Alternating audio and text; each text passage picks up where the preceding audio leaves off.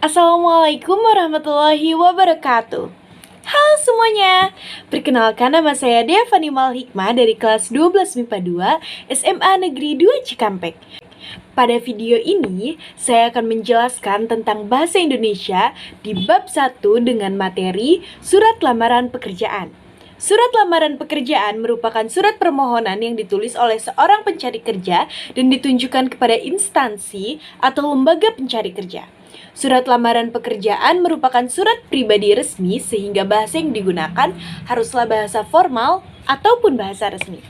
Adapun juga bahasa yang digunakan dalam menulis surat lamaran pekerjaan yaitu 1. Harus menggunakan bentuk surat yang standar. 2. Menggunakan bahasa yang baik dan benar dong tentu saja. 3. Menggunakan kata-kata yang sopan. 4. Menggunakan kata pengantar yang jelas, singkat, padat, informatif, dan haruslah tepat sasaran. Lalu, tulisan harus bersih, mudah dibaca, dan sesuai dengan kaidah ejaan. Yang terakhir, melengkapi bagian-bagian surat dengan norma bahasa surat. Lalu ada pula sistematika surat lamaran pekerjaan. Yang pertama, tempat dan tanggal pembuatan surat. Ini tuh biasanya ditulis di bagian kanan atas dari surat itu. Ini tidak disertai tanda titik di akhirnya ya, karena ini bukan merupakan kalimat. Lalu yang kedua ada lampiran dan hal. Lampiran tidak ditulis dengan singkat seperti lam. Dan untuk penulisan angkanya ditulis menggunakan huruf, bukan angka. Lalu yang ketiga ada alamat surat. Disarankan tujuannya itu tidak menggunakan kata kepada ya. Disarankan lagi alamat surat tidak melebihi dari 3 baris. Lalu yang keempat ada salam pembuka. Biasanya sih ditulis dengan hormat.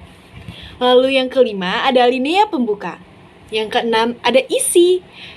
Di dalam isi terdapat identitas, lalu maksud dan tujuan. Lalu yang ketiga ada menyatakan lampiran. Yang ketujuh ada penutup. Yang kedelapan salam penutup. Dan yang kesembilan tanda tangan dan nama jelas.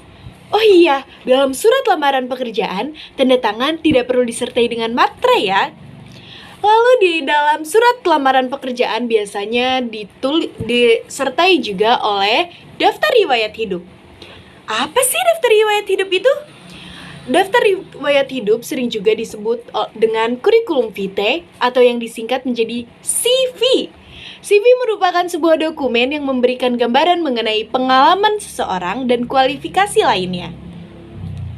Ada pula sistematika daftar riwayat hidup.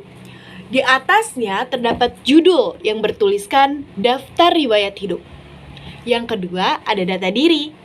Ketiga, riwayat pendidikan.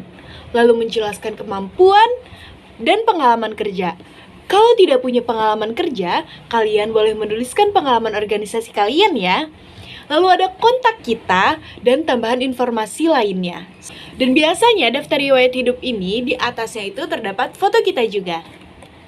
Sekian dari saya. Mohon maaf bila ada kesalahan dan bila ada yang ingin ditanyakan boleh tulis di kolom komentar ya. Terima kasih. Wassalamualaikum warahmatullahi wabarakatuh.